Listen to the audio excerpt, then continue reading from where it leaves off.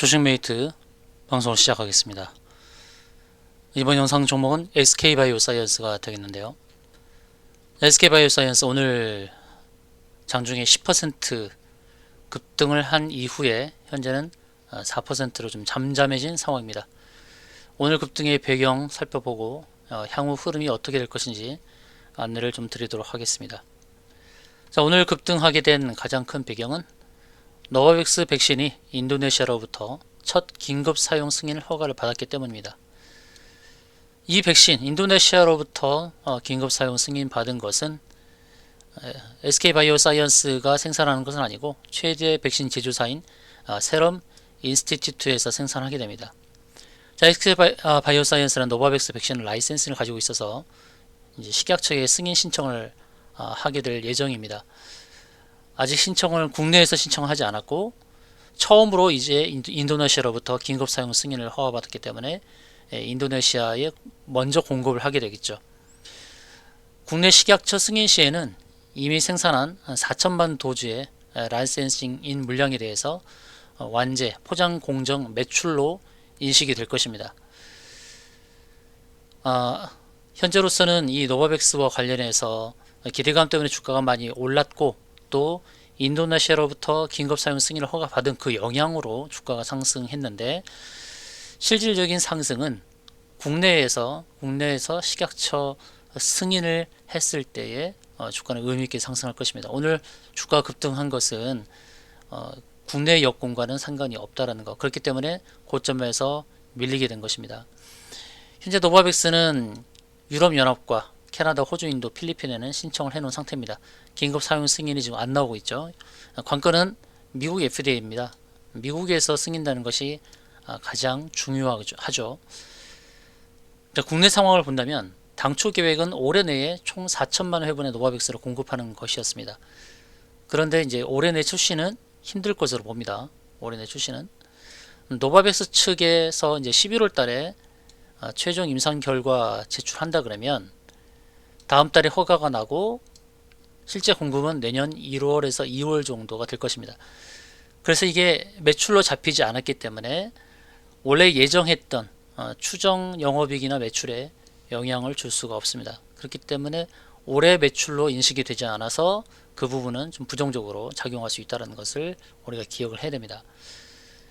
SK바이오사이언스 백신은 노바백스와 같은 합성 항원 백신입니다. 면역 반응을 일으키는 바이러스의 일부 단백질을 골라서 유전자 재조합 기술을 이용 독성 유전자를 제거하는 방식이죠. 장점은 2도에서 8도 사이 냉장 보관의 장점이 있고 면역 저하 질환의 사람도 접종이 가능합니다. 그리고 기존 임상에서 드러난 것은 다른 화이자나 모더나 백신에서 나오는 부작용 같은 근육통, 두통 정도가 수반되는 그런 정도입니다. 두 가지 문제가 있었죠. 원자재 수급 문제. 원자재가 충분히 수급에 있어서 좋을 것인가, 괜찮을 것인가 라는 그런 문제가 좀 대두되고 있고, 그리고 한편으로는 화이자 모더나보다 더 작은 규모의 회사라는 그런 부분 때문에 노바백스에 대해서 좀 조심 있게 보는 측면도 분명히 있습니다. 자, 모더나 화이자보다 좀 늦게 출발됐다라는 것, 후발주자라는 한계 극복하는 것과 미국 승인이 관건이 될 것으로 그렇게 보여집니다. 자, 노바백스 백신은 앞서 설명드렸듯이 합성 항원이죠. 합성 항원 방식이고 화이자 모더나는 mRNA 방식입니다. 메신저 리보핵산이죠.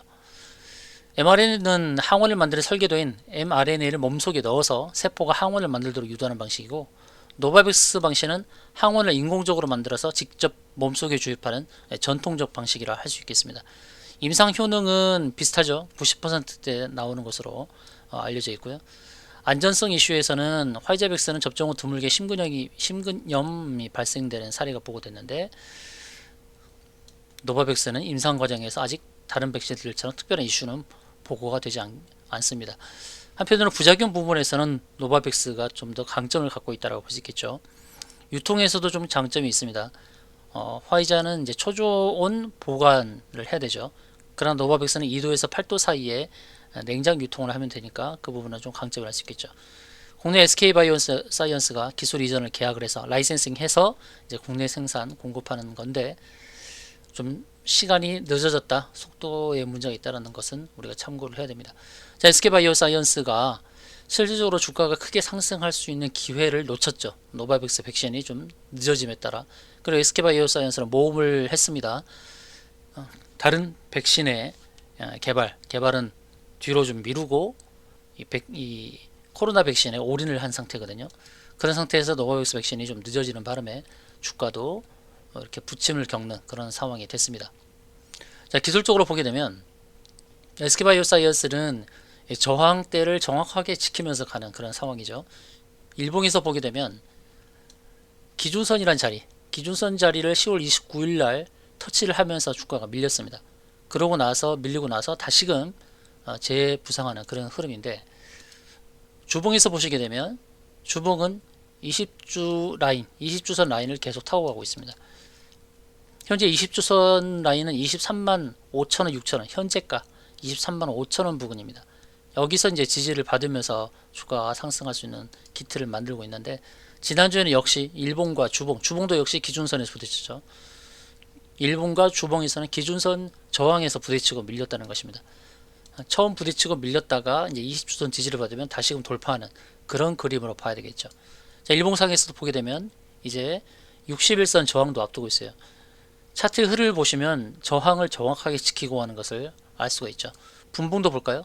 분봉을 보게 되면 120분봉이 있습니다. 120분봉에 120 라인도 저항으로 인식을 하고 있습니다. 두 번 부딪혔기 때문에 세 번째는 돌파의 관점으로 봅니다. 그래서 이 SK바이오사이언스는 비교적 저항대를 정확하게 인식하고 주가의 움직임이 나오고 있다는 것을 확인할 수 있다는 것입니다. 일봉과 주봉의 기준선을 저항으로 인식하고 그 자리에서 밀림 현상이 나타났습니다. 또한 120분봉에 120선을 또한 저항으로 작용을 했죠. 자, 이제 세 번째죠.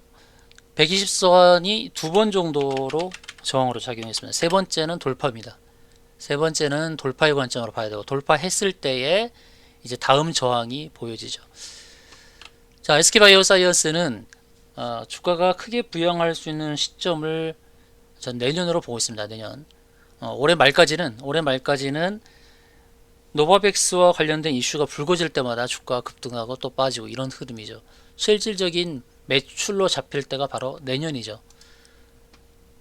4천만 회분, 4천만 도주의 물량, 그 물량이 공급되는 것, 실제로 출시되는 것이 내년이란 말이죠. 이것을 꼭 기억을 해야 됩니다. 그럼 올해는 크게 불거질 이슈보다는 해외에서 승인되는 이슈죠. 국내 이슈와는 상관없이 움직인다는 것입니다. 그래서 중기적인 부분보다는 단기 트레이딩 전략으로 어떻게 보면 치고 빠지기가 가장 좋은 겁니다. 왜 제가 치고 빠지기로 말씀을 드리냐면, 실제 매출로 인식되는 것은 내년부터이기 때문입니다. 올해 매출로 인식되기는 어렵다. 노바백스 백신과 관련해서는 단기 트레이딩 전략으로 임하는 게 좋다. 내년에는 SK바이오사이언스가 노바백스 위탁 생산할 뿐만 아니라 또 자체 우리 토종 백신에 대해서도 승인이 나올 수 있는 기대가 있습니다. 내년에. 다 내년에 포커스가 맞춰져 있다는 것이죠. 올해 내로 불거지는 것은 다 해외에서 인도네시아를 첫 출발로 해서 다른 나라에서 승인되는 이슈가 나올 때 급등하고 또 위에서 또 차익 매물에 시달리고 하는 그런 흐름이 계속 나올 가능성이 높습니다. 그래서 해외 승인 이슈 나올 때마다 급등하고 또 차익 매물에 시달리고 있을 수 있다. 그래서 단기 트레이딩 전략으로 임하는 것이 가장 좋다는 것입니다. 자, 단기 트레이딩 전략으로 대응을 하는 것이 가장 좋기 때문에 여러분들이 고점에서 매도하고 고점 매도, 저점 매수 병행하는 스타일이 당분간 좋다는 것입니다. 자, 이렇게 해서 여러분들이 대응하시는 게 좋습니다. 이렇게 상세 대응 전략을 원하시는 분들 SK바사 문자 주시기 바랍니다. 올해 내로는 큰 상승을 기대하기 좀 어렵습니다. 이슈는 내년에 있죠. 내년이고 올해는 올해 하반기 11월, 12월에 노바백스와 관련해서 매출로 인식될 수가 없기 때문에 이런 상황에서는 해외 이슈가 발생할 때마다 고점에서 매도, 저점에서 매수하면서 차익 매물에 시달리지 않고 이렇게 치고 빠지기 전략을 하는 것이 좋겠다는 말씀을 드립니다. 이런 전략의 대응을 원하시는 분들은 SK바사 문자 주시면 되겠습니다.